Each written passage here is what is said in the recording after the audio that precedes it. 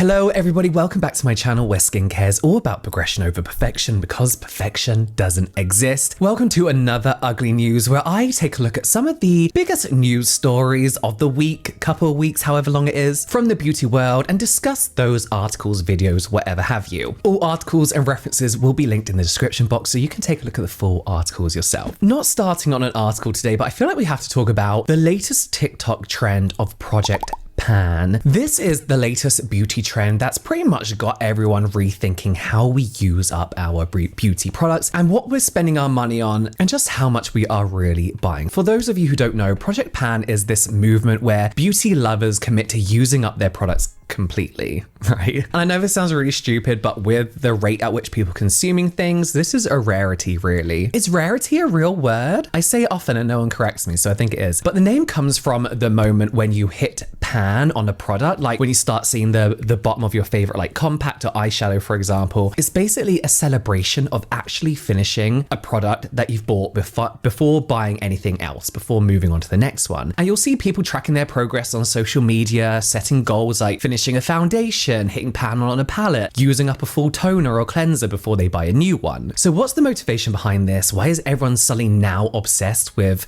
Project Pan? So obviously the beauty industry generates a lot of waste, from product packaging to makeup and skincare that just gets tossed because people can't use it fully, up to its expiry date because people just keep buying and buying. And Project Pan aligns with this growing push for sustainability and more mindful consumption. It's kind of like one massive year-long anti-haul. And beauty products aren't cheap, let's be honest. They're getting more and more expensive, and many of us have more skincare than we could ever use in a lifetime, and makeup, and this trend really helps people focus on what they already own, instead of buying new products on impulse or because some TikToker says you should, or because a brand is pushing another new launch. But it's not just about saving money or the environment, it's also about breaking this cycle of consumerism, which has become very prevalent in the last 2 or 3 years especially. As I mentioned, brands are constantly pushing new releases, influencers are constantly giving you the next big thing to use, their favorite products. I know I'm part of the problem, you don't have to, I know. But Project Pan asks, do you really need that 15th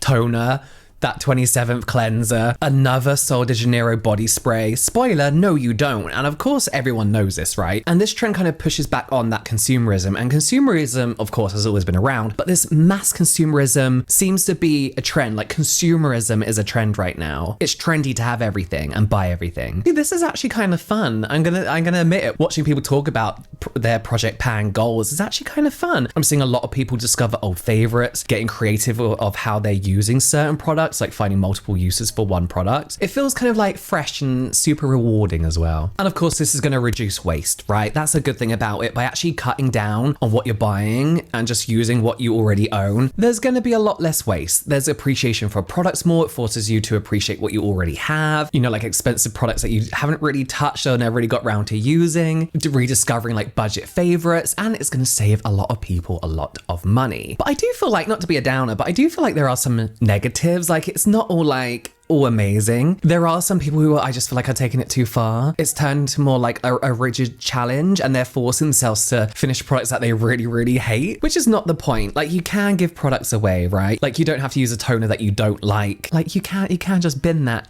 But also as well, there's the expiration dates, right? If you're holding onto a product for so many years or even just a year, these people still aren't likely to get through all their collection before the vast majority of their products run out, right? A lot of these people I've seen have crazy amounts. For people who aren't doing this as a job, not that that's an excuse, but a lot of these people have crazy amounts of moisturizers. They are not going to get through that 6 months to a year, which are the use by dates that a lot of these products have on them. So to combat this, a lot of people are overusing products as well. So a lot of time it's looking a bit wasteful as well. The best thing to do would be to give it away, right? And let's not ignore the irony here that even though Project Pan is about not buying, people are still creating content around it. People are sharing their empties, posting about their progress, some of their favorites. Whilst the content is about products people already own, they're still doing product reviews. They're still pushing for this need to own these particular products. And I also think, has it really come to this, that we need a trend to remind us to use the products that we bought and that we already own? We need a trend to remind us how we should be properly using our products, which is using them if we like them until they're empty, until we buy the next thing. But isn't not really such a bad thing. I think overall, the beauty industry thrives on making us feel like we're not doing enough without the next miracle product for our skin, for your makeup, whatever it is that you're using. And Project Pan really does push back against that, asking us to pause and appreciate what we already have. Beauty is supposed to be fun. If Product Pan feels like a chore, then it's probably not for you. And I think that's okay. But overall, this is a great trend. It's a shame that it has to be a trend, that it's even a trend. But I think it's great. I think it's a good start. And it really has brought up some conversations on TikTok, especially about sustainability, overconsumption, and how we approach beauty. And if it inspires even a few people, I think, to think about their habits, I think that's a win, right? Unfortunately, though, I do feel like this is one of those like new year, new me kind of New Year's resolutions that people would have forgotten about mid-February, like starting the gym, The Miss England beauty pageant, known for its like glamorous contestants, is reconsidering its controversial bare-face top model round, a rule where contestants have to submit a makeup-free, unfiltered photo. And the idea behind this rule was to promote natural beauty and fight back against overly edited social media standards. I mean, I think that's a great idea on the surface, right? It sounds like, what's the negative there? But over the past 6 years or so, contestants have been split on the no makeup policy. Some love the message of celebrating authenticity and natural beauty, while others felt that it took away their choice to express themselves and who they feel they really are. I mean, isn't empowerment also about choosing how you present yourself too? I think there's an argument there. But the organizer, Angie Beasley, said that the round was introduced because she noticed way too many filtered entry photos, contestants who looked completely different in real life. Since then, they've had success stories like Miller Maggie, a lifeguard from Cornwall, who won as their first plus-size queen. Angie says that the competition already promotes natural beauty and isn't sure the makeup-free rule is even needed anymore. And this isn't the first time that Miss England has tried to shake things up. They actually recently scrapped the swimwear round, which also had mixed reviews. And now they're letting everyone vote on whether or not to keep the no makeup rule for 2025. The first winner of the makeup-free round was actually Love Island star Rebecca Gormley back in 2019. Back then, she said it was all about making people feel comfortable in their own skin and focusing on inner beauty, But times have changed, and so do opinions. Miss UK 1996 winner Rachel Warner said, "I've always had mixed feelings on this round, as although empowering for some, it can also be equally daunting for others, especially those who have experienced bullying traumas. Expressing yourself and presenting yourself as you choose enables you to be the best version of you. It's key, as it's important to feel good and to be confident in presenting yourself as you feel comfortable." Sean Maloney, who is a celebrity makeup artist and kind of helps organize these events, also said that he wants the no makeup round to go. Not surprising from a makeup artist, right? He said, "I don't want the makeup free round at Miss England to stay, because I think wearing makeup isn't always about beautification, but about confidence and a general love for the cosmetics industry." Politics student Melissa Ralph, who went so viral for entering the entire competition makeup free back in 2022, wants the makeup free round to stay. She says this round offers something unique and refreshing, an opportunity for contestants to embrace their natural beauty and feel confident in their own skin. She says it's not just about being empowering for the women competing, it inspires thousands of girls watching to feel comfortable and radiant as they are. This round isn't just about natural beauty, it's about showing the many dimensions of a woman, and that's something truly worth celebrating and preserving. So what do you think? Is this rule empowering or is it outdated? Let me know what you think. I think it's a tough one to comment on. Obviously, as a man, I can't really comment on how wearing makeup versus not wearing makeup in this particular situation in a Miss World competition should affect me or would affect me. But I do think we live in an age, we live in a society where, we know that makeup isn't just about being vain. It means so many things for so many different people. I think there should be a choice in some way, but then how do you do that fairly, There has been a groundbreaking new law that has been introduced that could reshape the fashion industry and beauty industry actually as we know it. And that's the Fashion Workers Act. And this is actually a huge deal really for the beauty and fashion industry, because it's very much an unregulated industry when it comes to models, influencers, and anyone working behind the scenes in fashion. So let's break down this law and talk about why it matters. And this kind of matters to me as somebody who's worked as an influencer, as a stylist. I worked on shoots, has had model friends. It's a fucking free for all in this industry. So what is the Fashion Workers Act? So this new law, signed by the New York governor, Kathy Hochul, goes into effect on June the 19th of 2025. And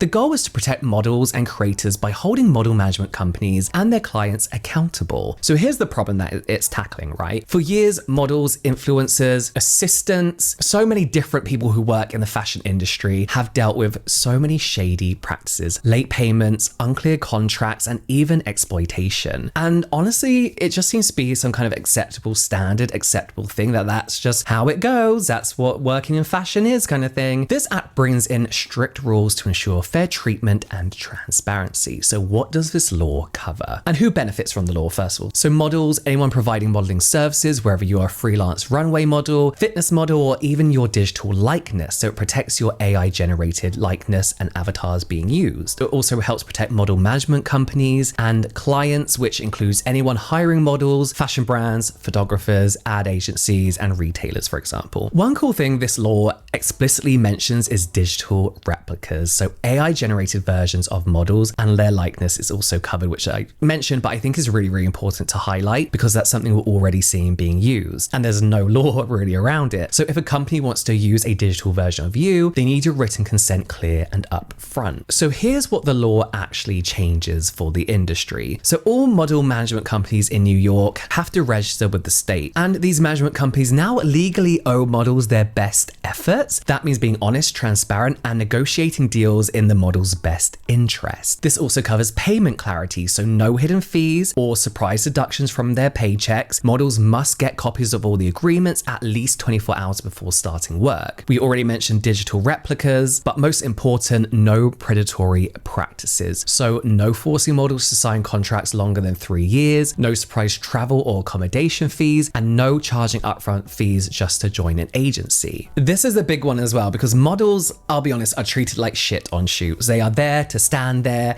People direct them, they shout at them. They're not like, it's not a glamorous job at all. So this law also means that models get overtime pay. So if a shoot runs over 8 hours, models get overtime pay that's 50% higher than their normal rate. So models will get a 30-minute meal break if the shoot exceeds 8 hours, and jobs must be safe and not pose unreasonable risks, which sounds like a basic, but trust me, isn't something that's often considered on a shoot. So why does this all matter? So this law is just one of the first of its kind, setting an example for how models and creatives should be treated. It's addressing issues like exploitation of models and influencers, hidden costs and shady contracts, which are so prevalent, and the rise of AI. And let's be real, this is long overdue. These people are the face of brands and they're often treated like shit. So the law doesn't actually kick in until June, as I mentioned, so companies have time to get their shit together. And these laws sound so basic because these are workers' rights. You know, these are what most people who are hired at a place of employment get. It is what they're entitled to. But I would say the fashion industry is very much one of those where people still think work comes first.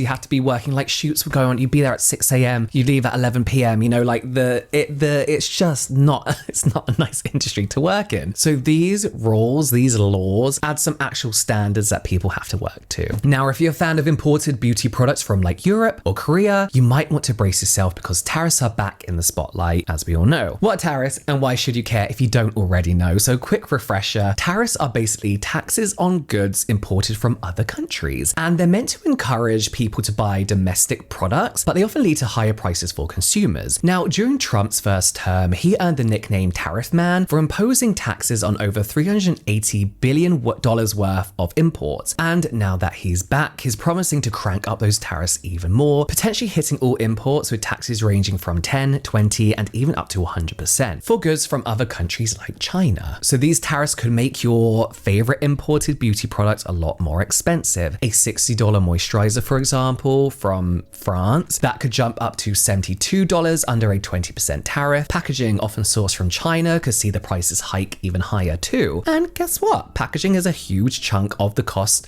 for products like makeup and skincare. But even American-made products could see price increases. Why is that, you might ask? Well, that's because many US brands use imported ingredients for materials like exotic plant oils or patented chemicals that are simply not available in the US. And whilst big beauty brands, beauty companies, like Estee Lauder or L'Oreal have the resources to handle these changes and they can negotiate better deals or lobby for exemptions, smaller brands can't possibly do that. For example, when it comes to the big brands, Tarang Amin, CEO of Elf Beauty, which has been facing a 25% tariff on all imports since 2019 due to an earlier Trump policy, recently told Yahoo Finance that any new policies would not affect the company or consumers until around 2026. Amin explains that he doesn't like these tariffs because they tax the American people. He explains that in 2019, we pulled all the levers available to us to minimize the effects to our company and our community. Allure reached out to him for further comment on this month, and he said in a statement that Elf is subject to these new tariffs. He said we'd use a similar playbook to 2019. At that time, we took a well-balanced approach with a combination of selecting pricing updates, cost savings, foreign exchange, supplier concessions, and manufacturing diversification. I don't know what that last bit means, but even with this, experts have warned consumers that even with these big American companies, these big huge conglomerates that can work these out and kind of afford these tariffs, they're saying that you shouldn't be surprised if they're starting to cut cost in your favorite formulas or your favorite products, and your favorite product will probably change in about a year's time, maybe making it not your favorite product anymore. But for small indie brands, this isn't something that they're likely to be able to do. Small businesses often rely heavily on affordable international packaging and ingredients, meaning they might struggle to absorb these costs, or even worse, they might just be forced out of the market entirely. So some companies are probably going to raise prices right away if they think consumers will panic buy products, but most companies might wait until their next production cycle or until current inventory runs out before making any changes. But we also have to remember that this isn't just a price hike on what many people consider, I guess, like vanity items like lipstick and moisturizers and things like that. This is also going to affect everyday hygiene items like soap, shampoo, deodorant. In a report from 2018 on the impact of Trump's first round of tariffs on the cosmetics and personal care products industry, Francine Lamorello, who is the EVP Global Strategies on the Personal Care Products Council, said the PCPC strongly opposed to any policy that results in increased tariffs on our products. The proposed list of tariffs will severely undermine US interests and do nothing to advance the administration's policy goal. These products are essential for millions of American families, and the burden will unmistakably be felt by the American families. So that's what happened last time in 2018, so it's just going to get more expensive this time. So what do you think if you live in the US? Are you going to turn to domestic brands to try and save some money, or are you sticking with your favorite K-beauty? Let me know. Mecca, one of Australia's biggest beauty retailers, launched their 50-cent face campaign to promote their in-house brand Mecca Max. And the idea behind this campaign is that by using a few of their key products, you could achieve a full face of makeup for less than 50 cents a day. Sounds very budget friendly and great for a cost of living crisis, right? But hold on, it's not as simple as it sounds. This is Jill Clark. She's an Australian beauty influencer with over 144,000 TikTok followers, and Jill wasn't buying this bullshit, so she did some investigating, like any good influencer would do. Taking Mecca's off-duty serum skin tint as an example, Jill explains that it costs $32 for a 30 milliliter bottle, and Mecca claims it has a cost per wear of just 9 cents, which actually doesn't sound too budget friendly. Like $32 for 30 milliliters is very standard. It's not budget friendly at all. But anyway, Jill did some calculations, right? And using like a calculator, ChatGPT, and a syringe by the looks of things, to hit this price, you need to use just 0.084 milliliters per application. To put that in perspective, Jill used a syringe to show us what 0.084 milliliters actually look like, and it's barely enough to even cover one cheek, let alone your whole face. But even worse is that this product has a 6-month expiry date. So even if you used it every single day, you wouldn't finish the bottle before it actually expired. So that 9-cent cost per wear is not realistic or even accurate to how you'd be using that product. She gave us another example, the off-duty blush stick. Mecca says it costs just 3 cents per use, but according to Jill's calculations, that would mean using just 0.009 grams of product per application. So small, it's impossible to even see. She goes on to give a few more examples of just how bizarre and untruthful and inaccurate Mecca's calculations are when it comes to this campaign. Now, Mecca didn't stay quiet on this one at all. They explained that the cost per wear estimates were based on precise measurements done by 6 internal product experts. They even used micro scales to weigh the product usage, and according to them, these were averages since everyone uses products differently. Interesting excuse. But here's where things get messy, right? Jill even pointed out that some of the influencers hired for this campaign used way more product in their looks than the recommended amounts that Mecca based their maths on. So called it false advertising, and honestly, I think she has a point. Jill even didn't ask how this campaign was even approved approved in the first place, saying it's like they think we're all stupid. Now, let's be fair for a second, right? I guess the idea of breaking down the cost per wear is actually pretty smart. It kind of helps people see the value in their purchases, but their execution here, not so much, not so much. If the numbers feel unrealistic, it undermines the whole campaign, right? It makes consumers more skeptical of the brand overall. So why lie? Why lie? What do you think? Was it right for Jill to call out this campaign and shame the other influencers? Or do you think Mecca's intentions were good but poorly executed? Let me know. I feel like Mecca come up in a lot of controversial things, right? I feel like there's always an issue going on with them. Anyway, let me know what you thought about these stories in the comments down below. You can watch some more ugly news here, some general light entertainment here, and I'll see you over there.